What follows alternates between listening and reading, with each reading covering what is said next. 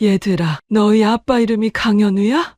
4년 전 아들을 먼저 떠나보낸 천억 재벌 윤서린 여사가 쌍둥이 아이들에게 물었습니다. 아니, 어떻게 이런 일이... 6년 전 집에서 쫓아낸 아들의 사진을 달방에서 발견한 강문식 회장은 그 자리에 얼어붙고 말았습니다. 맞아요. 우리 아빠 이름이 강현우예요.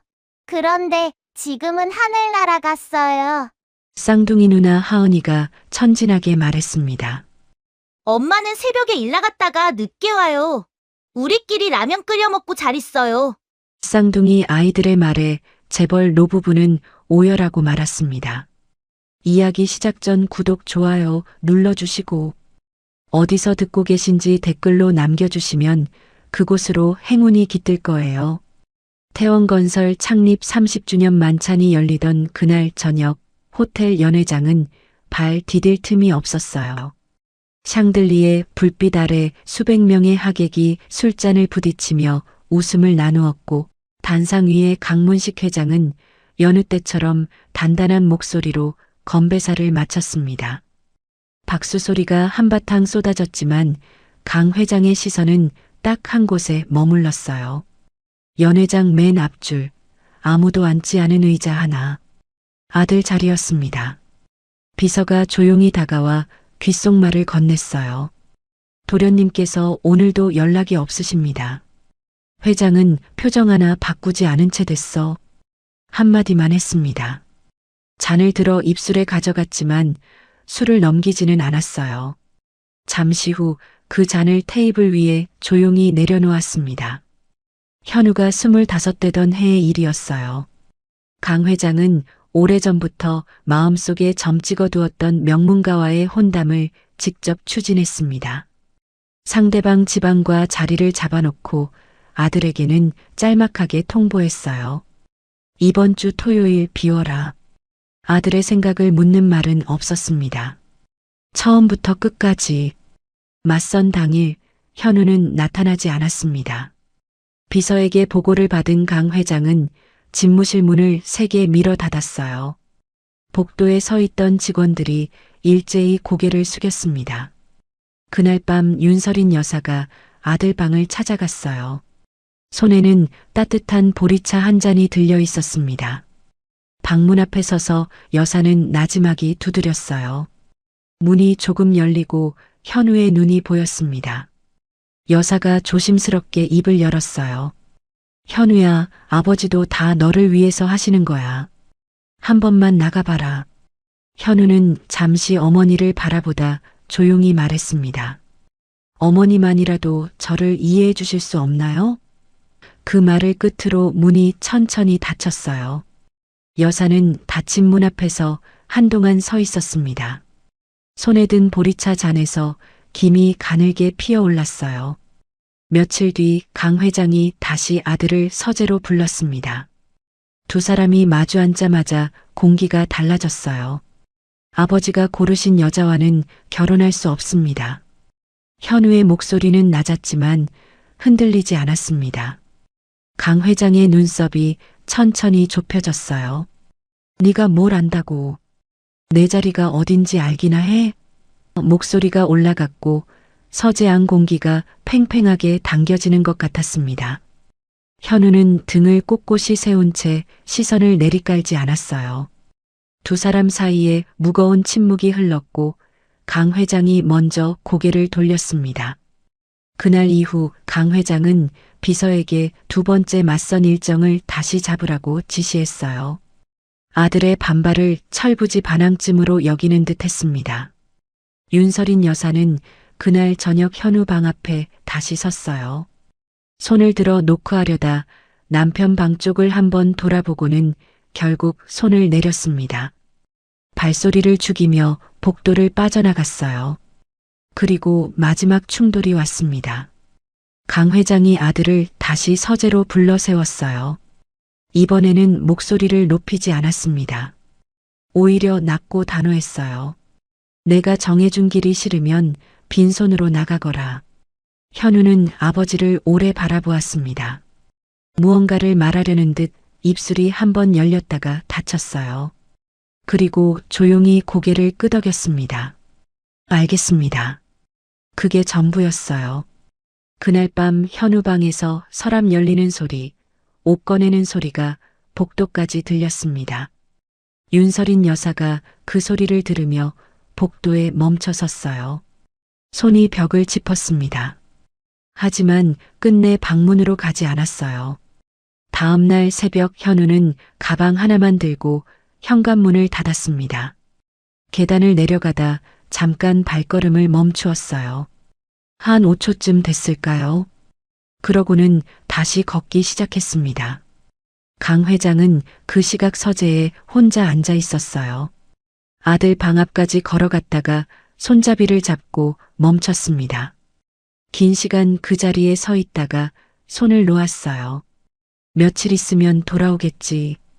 혼잣말처럼 중얼거리고 서재로 돌아갔습니다. 돌아오지 않았습니다. 집을 나간 지 꼭 2년이 되던 어느 오후였어요. 비서가 서류 한 장을 들고 집무실 문을 열었습니다. 들어서는 발걸음이 평소와 달리 무거웠어요.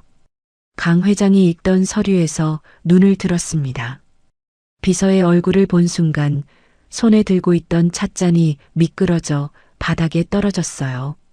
현우가 지방 출장 중 교통사고로 사망했다는 내용이었습니다.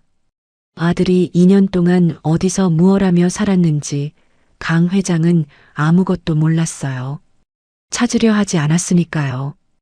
윤설인 여사는 소식을 전해 듣는 순간 아들 이름을 한번 불렀습니다. 현우야. 그리고 그 자리에 무릎이 꺾이며 주저앉았어요. 가사도우미가 뛰어오는 발소리가 복도를 울렸습니다. 장례식장은 조용했어요. 영정사진 속 현우는 환하게 웃고 있었습니다. 노부부는 아들이 2년 동안 어디서 누구와 어떻게 살았는지 아무것도 알지 못한 채 아들을 떠나보내야 했어요. 문상객도 드물었습니다. 강 회장은 영정 앞에 선 채 내내 고개를 들지 못했어요. 손을 앞으로 모은 채 미동도 없이 서 있었는데 그 손끝이 하얗게 질려 있었습니다. 장례를 치르고 돌아온 날 밤 대저택은 소리가 없었습니다. 윤설인 여사는 현관을 들어서자마자 곧장 2층으로 올라갔어요. 아들 방 앞에 멈춰 서서 한동안 문만 바라보다가 손잡이를 천천히 돌렸습니다. 방 안은 현우가 떠나던 날 그대로였어요. 책상 위에 놓인 손때 묻은 책 한 권, 선반에 걸쳐진 낡은 점퍼, 창가 유리컵 안에 꽂혀 있는 볼펜 2자루. 여사는 그 컵을 두 손으로 감쌌습니다. 차가웠어요. 한참을 그 자리에 서 있다가 아무것도 건드리지 않은 채 방에서 나왔습니다. 다음 날 가사도우미가 방을 정리하려 들어오자 여사가 조용히 손을 막았어요. 그냥 둬라. 그게 전부였습니다. 강 회장은 달랐어요. 아무 말이 없었습니다. 장례 다음 날부터 그는 평소처럼 아침 일찍 집무실로 출근했어요. 서류를 펼쳤고 보고를 받았고 결제를 했습니다. 겉으로 보기엔 아무 일도 없는 것 같았어요. 하지만 점심마다 혼자 앉는 식탁에서 그는 밥을 끝까지 마친 날이 없었습니다. 젓가락을 들었다가 내려놓고 국그릇을 당겼다가 밀어내는 일이 반복됐어요. 가사도우미가 밥상을 치울 때마다 밥그릇은 거의 그대로였습니다. 그렇게 계절이 한번 바뀌었어요. 어느 날 태원건설 이사회에서 후계자 문제가 공식 안건으로 올라왔습니다. 임원 한 명이 조심스럽게 운을 뗐어요.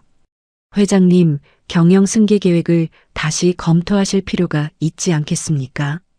회장은 탁자 위 서류를 손으로 가볍게 밀어냈습니다. 그리고 아무 말 없이 자리에서 일어나 회의실을 나갔어요. 임원들이 서로 눈빛을 교환했지만 아무도 뒤따라 나가지 않았습니다. 회장은 복도 끝 창가에 혼자 서서 바깥을 내려다봤어요. 서울 시내가 발 아래로 펼쳐지는 높은 층이었는데 그날따라 유리창이 유독 차갑게 느껴졌습니다. 윤설인 여사가 처음 봉사 현장에 나간 것은 장례를 치르고 2달이 지난 뒤였어요. 지인의 소개로 찾아간 무료 급식소는 낡은 건물 지하에 있었습니다. 여사는 앞치마를 두르고 배식대 앞에 섰어요. 밥을 퍼서 차례차례 건네는 일이었습니다. 어렵지 않았어요. 그런데 줄을 서서 기다리는 사람들 사이에 10살쯤 되어 보이는 남자아이가 끼어 있었습니다. 때가 탄 점퍼를 입고 2 손을 앞으로 모은 채 순서를 기다리는 모습이었어요. 아이가 배식대 앞에 섰을 때 여사는 숟가락을 건네다 그만 손에서 놓쳐버렸습니다. 아이의 눈매가 웃는 모습이 현우를 닮아 있었어요.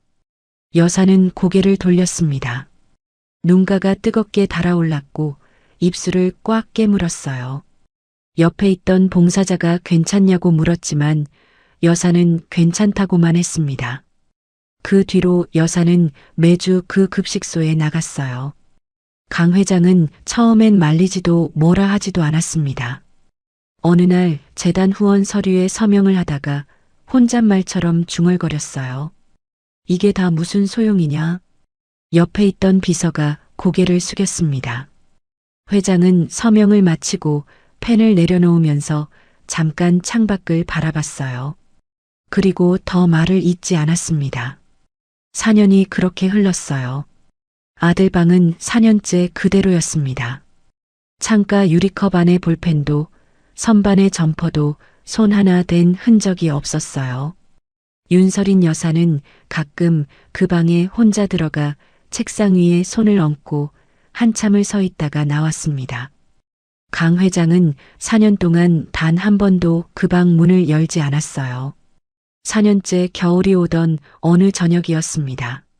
난로가에 나란히 앉아있던 윤설인 여사가 불을 바라보다가 조용히 입을 열었어요. 여보, 이렇게 많은 돈이 다 무슨 소용일까요? 강 회장은 대답하지 않았습니다. 창밖으로 눈이 내리고 있었어요. 2 사람은 한동안 그 자리에 그대로 앉아 있었습니다.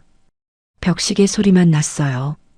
다음 날 비서가 보고 서류를 들고 들어왔습니다. 지역 복지재단에서 주관하는 달동네 연탄 나눔 행사 일정이었어요. 윤설인 여사가 서류를 보다가 말했습니다. 나 직접 가겠어요. 비서가 잠시 망설이다 강 회장 쪽을 바라봤어요. 회장은 소파에서 천천히 일어나 코트를 집어들었습니다. 아무 말이 없었어요. 그냥 따라 나설 채비였습니다. 봉사 당일 오전 2 사람은 낡은 등짐 틀에 연탄을 얹고 가파른 비탈길을 올랐어요. 살면서 이런 골목을 걸어본 적이 없었습니다.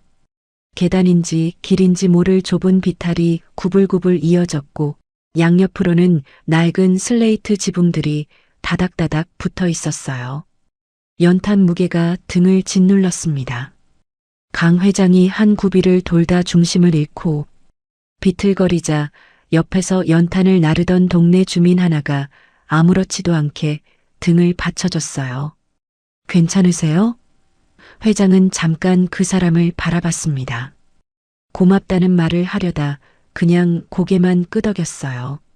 골목 맨 끝 가장 낡고 가장 작은 연탄방 앞에 2 사람이 멈춰 섰습니다. 여사가 손을 들어 문을 두드렸어요. 잠시 후 안에서 아이 목소리가 들렸습니다. 작고 맑은 목소리였어요. 문이 열렸습니다. 허리춤밖에 안 되는 여자아이가 문 앞에 서 있었어요. 볼이 발그스름하게 익은 얼굴로 노부부를 올려다보더니 거침없이 말했습니다. 어서 오세요. 연탄 아저씨들이죠? 아저씨라는 말에 윤설인 여사가 잠깐 눈을 깜빡였어요. 여자아이 뒤로 남자아이가 보였습니다. 문틀에 등을 기대고 팔짱을 낀 채 조용히 서 있었어요. 말은 없었지만 눈빛이 또렷했습니다. 2 다 6살쯤 되어 보였어요. 일환성 쌍둥이였습니다. 방 안은 좁았어요. 어른 2이 들어서니 금세 꽉 찼습니다. 벽지는 군데군데 들떠 있었고 장판 모서리는 낡아서 말려 있었어요. 하지만 이상하게도 지저분하다는 느낌은 들지 않았습니다. 아이들 신발이 문 앞에 가지런히 놓여 있었고 한쪽 벽 아래 작은 이불이 반듯하게 개어져 있었어요. 누군가 매일 아침 정성껏 손을 댄 흔적이 역력했습니다. 강 회장이 연탄을 내려놓으며 방안을 한번 둘러봤어요. 여자아이가 회장 옆에 바짝 붙어 서더니 올려다보며 말했습니다. 할아버지 손 되게 크다. 그러면서 회장의 손을 양손으로 붙잡고 이리저리 뒤집어 봤어요. 회장은 무어라 말하려다 입을 다물었습니다. 굳어있던 얼굴 어딘가가 살짝 풀리는 것 같았어요. 윤설인 여사가 남자아이 쪽으로 몸을 낮췄습니다. 이름이 뭐야? 남자아이는 잠깐 여사를 바라보다 조용히 대답했어요. 강준우요. 여자아이가 옆에서 끼어들었습니다. 저는 강하은이에요. 오빠는 말이 없어서 제가 대신 말해줘요. 남자아이가 그 말에 눈을 가늘게 떴지만 반박은 하지 않았어요. 여사가 방안을 둘러보다가 조심스럽게 물었습니다. 엄마는 어디 계셔? 하은이가 아무렇지도 않게 대답했어요. 새벽에 나가서 밤에 와요. 우리끼리 있어요. 짧은 대답이었습니다. 아이는 그게 당연한 일상인 듯 표정 하나 바뀌지 않았어요. 여사는 더 묻지 않았습니다. 입술을 한번 가볍게 깨물고 고개를 끄덕였어요. 준우가 구석에 앉아 그림을 그리기 시작했습니다. 여사의 시선이 아이에게 머물렀어요. 고개를 숙이고 크레파스를 쥔 준우의 손이 작고 야물었습니다. 잠시 후 준우가 무언가 마음에 들었는지 입꼬리가 살짝 올라갔어요. 오른쪽이 왼쪽보다 조금 더 올라가는, 비틀리듯 올라가는 웃음이었습니다. 여사의 몸이 그 순간 굳었어요. 숨을 들이켰지만 내뱉지 못했습니다. 어디서 본 웃음인지 알 것 같았어요. 아니, 너무 잘 알았습니다. 강 회장은 그때 방 한쪽에 쌓인 아이들 그림 공책을 집어들고 있었어요. 낙서처럼 그린 그림들이 빼곡했습니다. 엄마를 그린 것 같은 긴 머리 사람, 나무, 강아지. 그러다 한 장에서 손이 멈췄어요. 남자 어른을 그린 그림이었습니다. 그 옆에 삐뚤빼뚤한 글씨로 이렇게 써 있었어요. 아빠 보고 싶다. 회장은 공책을 덮었습니다. 천천히 소리나지 않게 내려놓았어요. 윤설인 여사가 방 안쪽으로 시선을 옮기다가 벽에서 멈췄습니다. 액자 하나가 걸려 있었어요. 유리가 긁히고 테두리가 낡은 작은 액자였습니다. 여사가 천천히 다가갔어요. 사진 속에는 젊은 남녀가 갓난 아기 둘을 하나씩 안고 나란히 서 있었습니다. 냈다 웃고 있었어요. 환하고 소박한 웃음이었습니다. 여사의 시선이 남자 얼굴에 닿는 순간 발이 그 자리에 붙어버렸습니다. 숨이 목에서 막혔어요. 손이 저절로 벽으로 향했고 손바닥이 벽면을 짚었습니다. 다리에 힘이 빠지는 것을 온몸으로 버텼어요. 사진 속 남자는 강현우였습니다. 4년 전 영정 사진 속에서 보았던 그 얼굴이었어요. 더 젊고 더 환하게 웃고 있었지만 틀림없이 그 얼굴이었습니다. 여보. 여사의 목소리가 낮게 떨렸어요. 강 회장이 다가와 사진을 들여다봤습니다. 그 순간 손에 들고 있던 연탄이 바닥에 떨어졌어요. 쿵 소리와 함께 검은 연탄재가 장판 위로 흩어졌습니다. 회장은 움직이지 않았어요. 연탄재가 구두코 위로 날려 앉았지만 시선은 사진에서 떠나지 않았습니다. 하은이가 쪼르르 달려와 올려다봤어요. 왜 그래요? 노부부는 아무 말도 하지 못했습니다. 잠시 후 여사가 바닥에 무릎을 꿇고 아이들 앞에 앉았어요. 목소리를 가다듬고 준우를 바라보며 조심스럽게 물었습니다. 얘들아, 너희 아빠 이름이 강현우야? 준우와 하은이가 동시에 고개를 끄덕였어요. 하은이가 먼저 입을 열었습니다. 맞아요. 우리 아빠 이름 강현우예요. 그러고는 아무렇지도 않은 얼굴로 천천히 덧붙였어요. 근데 지금은 하늘 날아갔어요. 아빠 있을 때는 우리 집 좋은 데 살았어요. 그 말이 방 안에 떨어지는 순간 아무 소리도 들리지 않았습니다. 6살짜리 아이가 아무렇지도 않게 꺼낸 말이었어요. 좋은 데 살았다는 것이 어떤 의미인지 그 아이는 아마 다 알지 못했을 겁니다. 그냥 기억나는 대로 말했을 뿐이었어요. 하지만 그 짧은 두 마디가 노부부의 가슴을 서로 다른 방향으로 후볐습니다.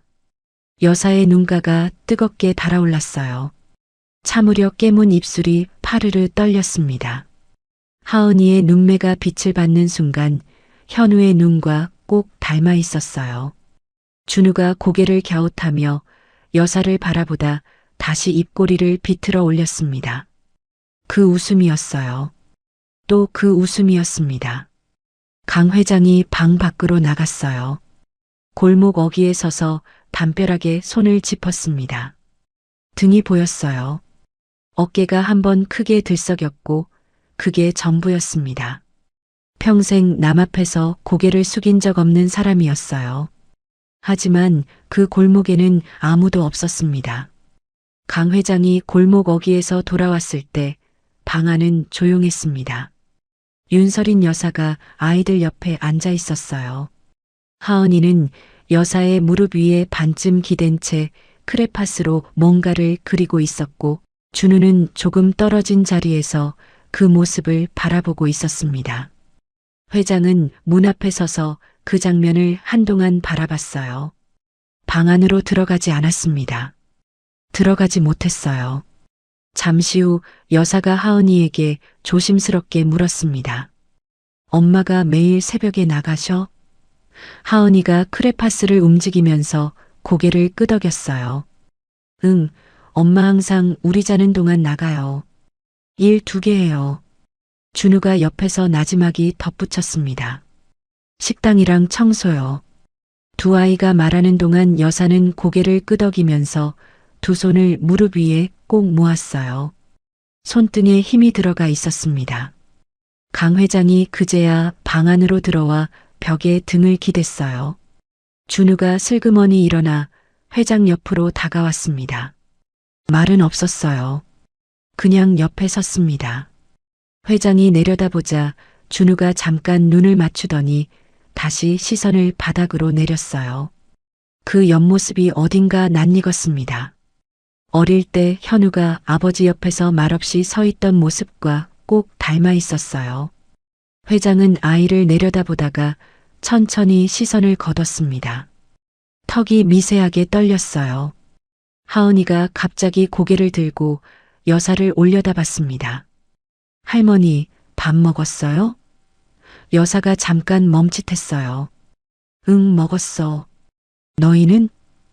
하은이가 아무렇지도 않게 대답했습니다. 우리 라면 끓여 먹었어요. 준우 오빠가 끓였어요. 6살짜리 남자아이가 라면을 끓인다는 말이었어요. 여사의 입술이 한번 달싹이다 다물렸습니다. 말이 나오지 않았어요. 준우가 그 말을 들었는지 못 들었는지 표정 없이 서 있었습니다. 강 회장이 헛기침을 한번 하고 자리를 잡고 앉았어요. 방 한쪽에 접어둔 방석을 꺼내 회장 앞에 밀어주는 사람은 하은이었습니다. 여기 앉아요, 할아버지. 회장이 방석을 받아 깔고 앉으면서 하은이를 바라봤어요. 고맙구나. 회장 입에서 그 말이 나오는 게 어색하지 않았습니다. 오히려 자연스럽게 나왔어요. 회장 자신도 그게 낯설었는지 잠깐 굳어진 채로 있었습니다. 준우가 그때 벽에 걸린 사진 쪽으로 걸어가더니 사진을 올려다봤어요. 아빠가 우리한테 항상 그랬어요. 준우가 사진을 보면서 혼잣말처럼 말했습니다. 할아버지, 할머니 꼭 만날 거라고. 낮고 또렷한 목소리였어요. 회장과 여사가 동시에 준우를 바라봤습니다. 준우는 사진에서 눈을 떼지 않은 채 말을 이었어요. 근데 우리가 너무 어려서 기억이 잘 안 나요. 그 말을 끝으로 준우는 다시 자기 자리로 돌아와 앉았습니다. 아무 일도 없었다는 듯이요. 방안이 한동안 조용했어요. 윤설인 여사가 먼저 자리에서 일어났습니다. 눈가가 빨개져 있었지만 아이들 앞에서 고개를 돌렸어요. 괜찮은 척 방안을 둘러보다가 아이들 이불을 집어들고 반듯하게 다시 개기 시작했습니다. 손이 바쁘게 움직였어요. 멈추면 안 될 것 같아서인지 여사는 이불을 개고 나서 바로 아이들 옷가지를 정리했습니다. 작은 방에서 할 수 있는 일을 찾아 계속 손을 움직였어요. 강 회장은 그 모습을 보다가 조용히 방 밖으로 나갔습니다. 골목에 서서 하늘을 올려다봤어요. 겨울 하늘이 낮고 탁했습니다. 회장은 주머니에 손을 찔러 넣은 채 한동안 서 있었어요. 뒤에서 하은이의 웃음소리가 들렸습니다. 방 안에서 여사와 하은이가 무슨 이야기를 나누는지 까르르 웃는 소리가 골목까지 흘러나왔어요. 회장은 그 소리를 들으며 시선을 바닥으로 내렸습니다. 입술 사이로 낮은 말이 새어나왔어요. 내가 아들을 죽인 거나 다름없어. 아무도 없는 골목이었습니다. 바람이 한 줄기 지나갔어요. 회장은 손으로 눈가를 한번 훔쳤습니다. 손등으로 눌렀다가 떼었어요. 평생 그 손으로 회사를 일궜고 서류에 서명했고 식탁에서 술잔을 들었습니다. 아들 방문 앞에서 손잡이를 잡았다 놓은 것도 이 손이었어요. 회장은 그 손을 내려다보다가 주먹을 쥐었습니다. 천천히 힘을 주어서 방 안에서 여사가 나왔어요. 두 사람은 나란히 골목에 섰습니다. 말이 없었어요. 저 멀리 동네 어귀에서 어린아이들 뛰노는 소리가 들렸습니다. 여사가 낮게 말했어요. 여보, 우리 이 아이들 이렇게 두고 갈 수 없어요. 회장은 대답하지 않았습니다. 하지만 고개를 가로젓지도 않았어요. 그냥 서 있었습니다. 그게 대답이었어요.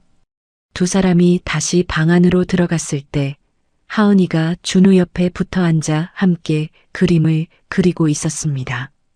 두 아이가 나란히 앉은 모습이었어요. 좁은 방이었지만 두 아이가 있으니 꽉 찬 것 같았습니다. 회장은 그 자리에 서서 아이들을 바라봤어요. 준우가 고개를 들어 회장을 올려다봤습니다.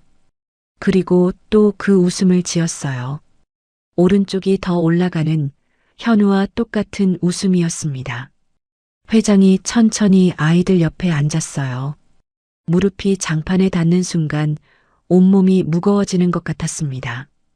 그 무게가 연탄 때문인지 아니면 다른 무엇 때문인지는 알 수 없었어요. 회장은 두 아이를 번갈아 바라봤습니다. 하은이가 자기가 그린 그림을 회장 앞에 들이밀었어요. 할아버지, 이거 우리 가족이에요. 크레파스로 그린 그림 속에는 엄마와 준우와 하은이 셋이 나란히 서 있었습니다.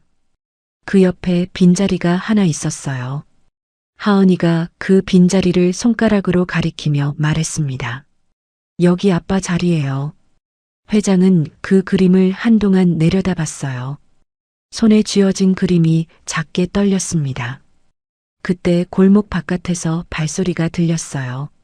지친 듯 느리지만 익숙한 걸음이었습니다. 준우가 벌떡 일어서며 소리쳤어요. 엄마다. 하은이도 따라 일어나 문 쪽으로 달려갔습니다. 노부부의 몸이 동시에 굳었어요. 발소리가 점점 가까워졌습니다. 문이 열렸습니다. 박지한이 문턱을 넘다가 그 자리에서 멈췄어요. 손에 들고 있던 비닐봉지가 스르르 내려앉았습니다. 노부부가 방 안에 앉아 있었어요. 4년 전 자신을 끝내 인정하지 않았던 두 사람이었습니다. 지안의 얼굴에서 핏기가 가셨어요. 발이 앞으로 나아가지 않았습니다. 하은이가 엄마 손을 잡아당겼어요. 엄마, 왜 안 들어와? 지안은 아이 손을 꼭 쥔 채 노부부를 바라봤습니다. 윤설인 여사가 천천히 자리에서 일어났어요. 강 회장도 무릎을 짚으며 일어섰습니다.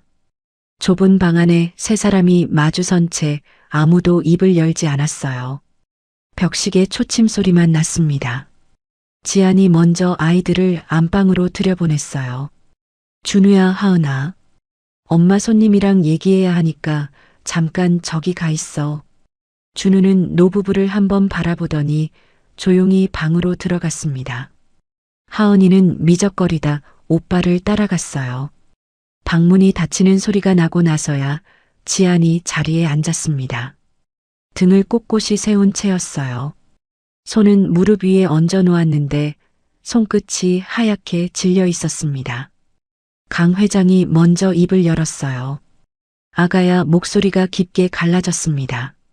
평생 그 목소리로 수백 명의 임원들 앞에서 지시를 내렸던 사람이었어요. 그런데 그날 그 좁은 방에서는 말 한마디를 꺼내는데 한참이 걸렸습니다. 내가 너무 늦었구나. 회장이 천천히 고개를 숙였어요. 흰 머리카락이 앞으로 쏟아졌습니다. 지아는 그 모습을 바라보면서 입술을 꾹 다물었어요. 윤설인 여사가 자리에서 내려와 지안 앞에 무릎을 꿇었습니다. 지안이 깜짝 놀라 몸을 뒤로 뺐어요. 어머니, 이러시면 안 됩니다. 여사가 지안의 두 손을 덥석 잡았습니다. 손이 차가웠어요. 새벽부터 일을 하고 돌아온 손이었습니다. 여사는 그 손을 두 손으로 감싸 쥔 채 고개를 들지 못했어요. 아가야, 얼마나 힘들었니? 혼자 애들 키우느라 얼마나 무서웠겠니? 목소리가 떨렸습니다. 지아는 손을 빼지 않았어요. 빼지 못했습니다. 강 회장이 다시 입을 열었어요. 미안하다. 우리 현우를 그렇게 내쫓지 말았어야 했는데. 말을 잇다가 멈췄습니다. 턱이 파르르 떨렸어요. 그 애가 얼마나 힘들었을지 생각하면 회장은 끝까지 말을 마치지 못했습니다. 고개를 숙인 채 굳어버렸어요. 한동안 방 안에 아무 소리도 없었습니다. 지안이 천천히 입을 열었어요. 현우 씨가 항상 그랬어요. 목소리가 가늘게 떨렸지만 끊기지 않았습니다. 부모님 원망한다는 말을 한 번도 한 적이 없었어요. 한 번도요. 여사가 지안의 손을 더 꽉 쥐었습니다. 지안이 숨을 한 번 가다듬었어요. 언젠가는 꼭 다시 만날 거라고, 그날이 올 거라고. 아이들한테도 항상 그렇게 말했어요. 할아버지 할머니가 꼭 보러 오실 거라고. 말을 마치는 순간 지안의 눈에서 눈물이 떨어졌습니다. 닦지 않았어요. 그냥 흘렀어요. 강 회장이 그 말을 듣는 동안 고개를 든 채로 있었습니다. 눈을 깜빡이지 않았어요. 그러다가 눈가에서 무언가 반짝이더니 볼을 타고 흘러내렸습니다. 회장은 손으로 닦으려다 그냥 내버려뒀어요. 방 안이 조용했습니다. 바람 소리도 없었어요. 잠시 후 윤설인 여사가 지안의 손을 꼭 쥔 채 말했습니다. 아가야, 우리가 잘못했다. 진심으로 미안하다.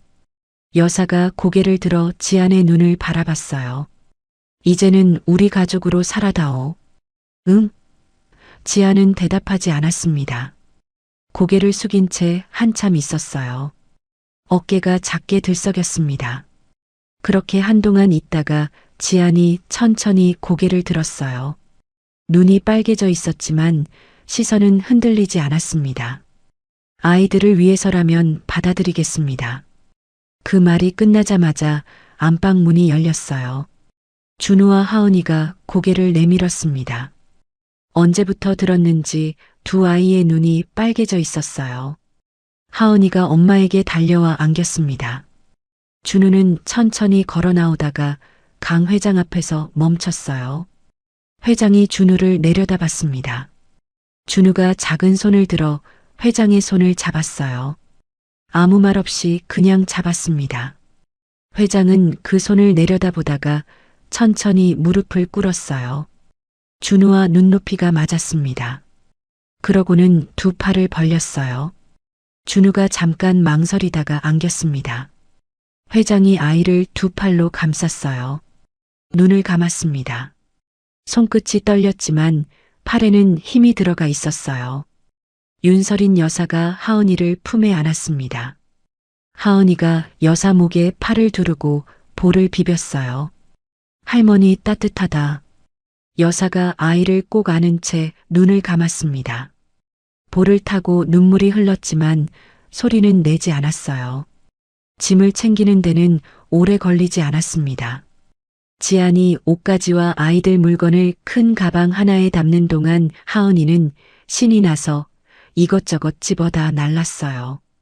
준우는 벽에 걸린 사진을 직접 내려서 두 손으로 들었습니다. 강 회장이 그 모습을 바라보다가 말없이 준우 옆에 서서 함께 사진을 받쳐줬어요. 두 사람이 나란히 사진을 들고 있는 모습이었습니다.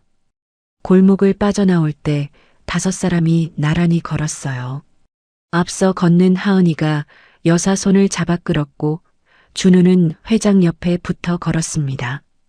지아는 가방을 들고 그 뒤를 따랐어요. 좁은 골목이라 나란히 걷기도 빠듯했지만 아무도 속도를 재촉하지 않았습니다. 하은이가 골목 끝 가로등 불빛 아래서 돌아보며 소리쳤어요. 빨리 와요. 여사가 아이를 보며 입꼬리를 올렸습니다. 오랫동안 잊고 있던 표정이었어요. 대저택 현관문이 열리던 순간이었습니다. 하은이가 넓은 거실을 보더니 우아하고 짧게 탄성을 내뱉었어요. 준우는 조용히 안으로 들어서면서 천천히 둘러봤습니다. 지아는 문 앞에서 잠깐 멈췄어요. 한 발을 들여놓는데 짧지 않은 시간이 걸렸습니다. 윤설인 여사가 지안의 옆에 서서 나지막이 말했어요. 어서 들어오너라. 지안이 고개를 한번 끄덕이고 안으로 들어섰습니다. 여사가 2층으로 올라가 현우방 문을 열었어요. 4년 동안 닫혀있던 문이었습니다. 문이 열리자 오래된 공기가 흘러나왔어요. 여사는 문을 활짝 열어둔 채 한동안 그 자리에 서 있었습니다.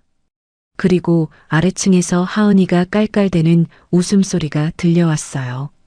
준우의 낮은 목소리도 들렸습니다.